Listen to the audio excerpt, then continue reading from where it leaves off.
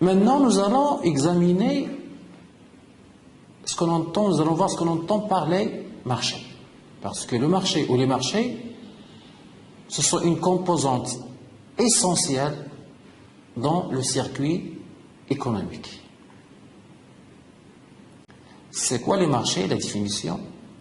Quels sont les types de marchés et quelles sont les principales structures de marché?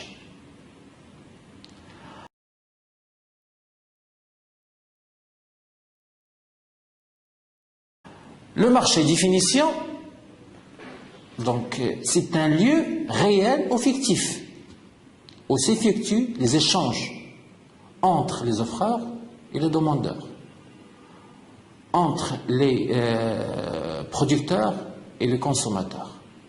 Donc dans un marché, il y a une offre et il y a une demande. Et bien sûr, le point de rencontre entre l'offre et la demande, ça donne un équilibre, une quantité d'équilibre et un prix d'équilibre. Donc au niveau macroéconomique, on parle de l'offre globale et de la demande globale. Donc à travers le graphique, nous constatons clairement que en cas d'excès d'offres sur la demande, les prix diminuent. Et en cas d'excès de la demande sur l'offre, les prix augmentent. Mais en cas d'équilibre, on obtient un prix d'équilibre et une quantité d'équilibre. C'est le prix d'échange et c'est la quantité de l'échange. C'est ça le marché, c'est-à-dire dans une économie de marché. Quels sont les types de marchés? Généralement, il y a 3 grands types de marchés. Le marché des biens et services, le marché du travail et le marché des capitaux. Le marché de capitaux se compose du marché monétaire et du marché financier. C'est quoi le marché des biens et des services? Donc, dans ce marché, il y a, donc, quel que soit le marché, il y a toujours une offre, il y a toujours une demande. Dans le cas des biens et des services, l'offre, elle est l'offre des biens et services, et la demande des biens et services. Au niveau macroéconomique, on parle de l'offre globale, une offre qui émane de l'offre des entreprises essentiellement, qui produit des biens et des services marchands, et de l'État qui offre des services non marchands. Donc ce sont les 2 principaux offreurs.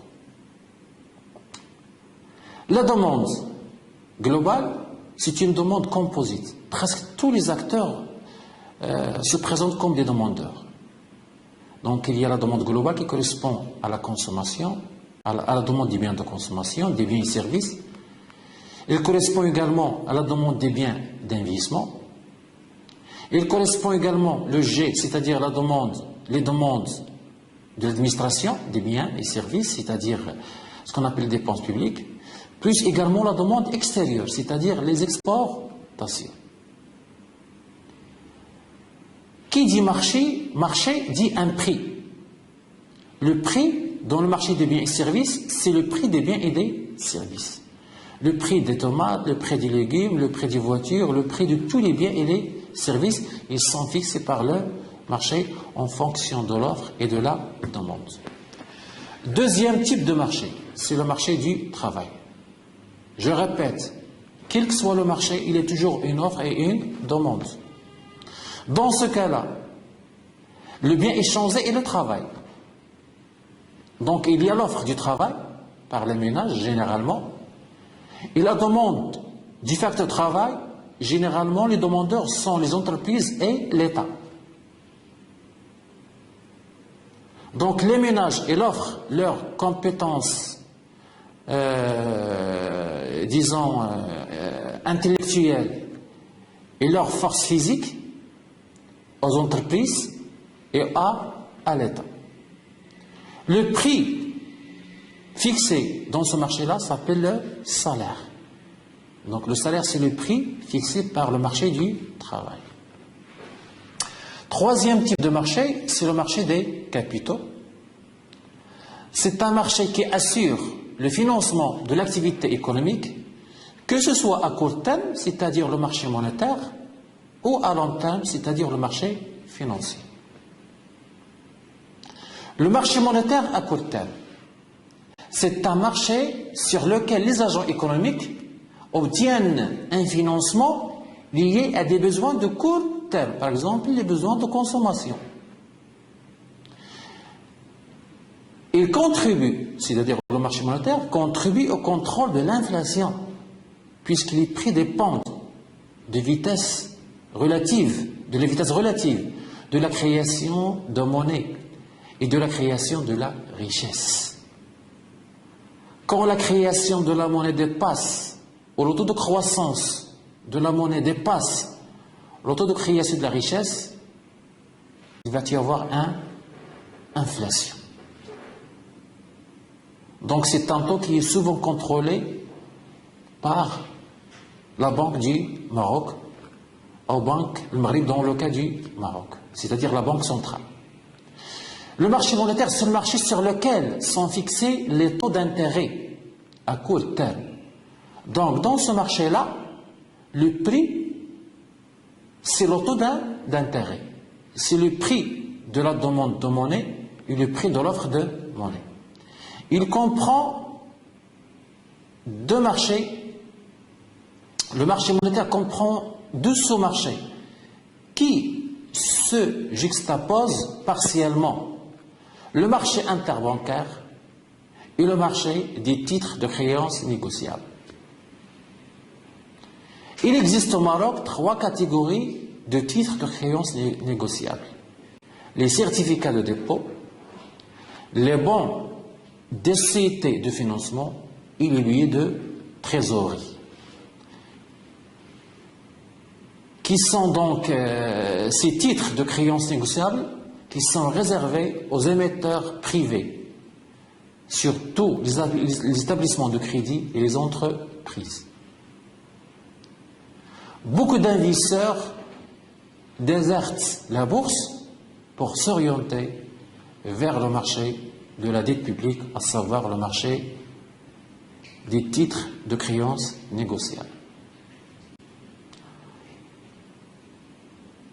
L'offre de monnaie, donc c'est un marché où il y a offre et demande. L'offre de monnaie est la quantité de monnaie mise à la disposition du public par le système bancaire. Donc c'est le système bancaire qui offre la monnaie ou les quantités de monnaie nécessaires au fonctionnement de l'économie nationale. Donc le système, il se compose essentiellement de la banque centrale, au Maroc c'est Banque le Maghreb, et les banques commerciales. Donc à travers cette figure, ces deux figures, nous constatons que on voit clairement ce que c'est que le système bancaire. C'est précis, c'est clair.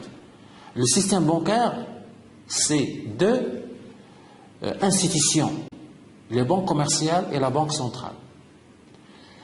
Les banques commerciales, elles collectent les dépôts, elles reprêtent les dépôts collectés, ils servent d'intermédiaires financiers, ils créent de la monnaie scripturale. L'autre institution, c'est la banque centrale. Ils veillent sur la monnaie, le crédit et le bon fonctionnement du système bancaire. Ils fixent et agissent sur les taux d'intérêt, surtout grâce à ce qu'on appelle le taux d'intérêt directeur.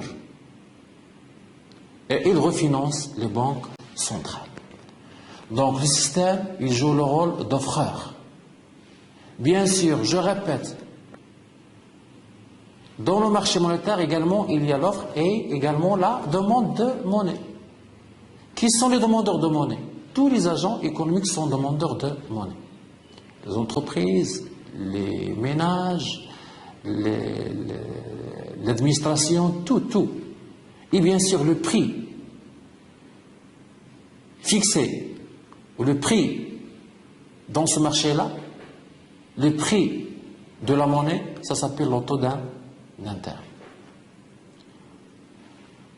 Ça, ce qui concerne le marché des capitaux à court terme, c'est-à-dire le marché monétaire. Mais il n'y a pas que des transactions de courte période financière. Il y a également des transactions financières sur le long terme. C'est bien sûr l'objet du marché financier, généralement le marché des titres. Dans le vocabulaire courant, l'expression marché financier est synonyme de bourse des valeurs, le lieu d'émission et d'échange des titres, de titres à long terme, les actions et les obligations. Au sens strict, le marché financier n'est qu'un compartiment de la bourse, celui de l'émission des titres nouveaux, appelé le marché primaire par opposition au marché secondaire. Ce marché est le plus important pour l'économie, dans la mesure où il permet aux entreprises qui le fréquentent de créer des actions ou des obligations, d'émettre des actions ou des obligations afin d'augmenter leur capital ou de financer leur investissement. Et il permet à l'État de lancer des emprunts. Donc voilà ce qui concerne les différents types de marchés. Mais maintenant, quelles sont les principales structures de marché? Donc il y a plusieurs structures. La structure la plus, disons, qui représente, se présente comme un modèle de référence. C'est ce qu'on appelle en économie le marché de concurrence pure et parfaite. C'est le marché de la concurrence loyale. Pourquoi concurrence loyale?